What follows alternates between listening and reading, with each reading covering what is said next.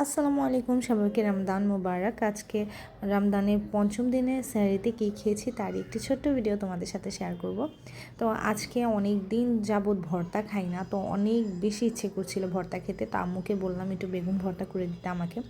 তো একদম হালকা ঝাল দিয়েছি, যেহেতু কালকে রোজা রাখবো, ঝাল বেশি এখন দিই না।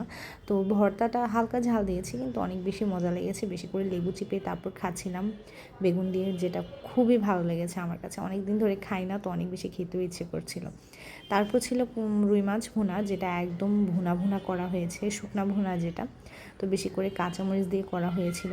তো আমি অনেক বেশি কাঁচামরিচ নিইনি, কিন্তু নিয়েছি একটু, যাতে মেখে খেতে পারি। কারণ তোমরা তো জানোই আমার তরকারির সাথে মাছের সাথে যে কাঁচামরিচগুলো দেয়, এগুলো মেখে খেতে আমি অনেক বেশি পছন্দ করি।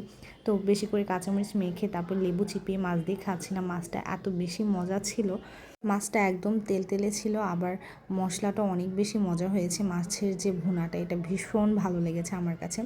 তো লাস্টলি একটু পাতলা ডাল নিয়ে নিয়েছি, যেটা মসুর ডাল ছিল। তো মাছের সাথে এমন মসুর ডাল খেতে, মেখে খেতে কিন্তু অনেক বেশি ভালো লাগে।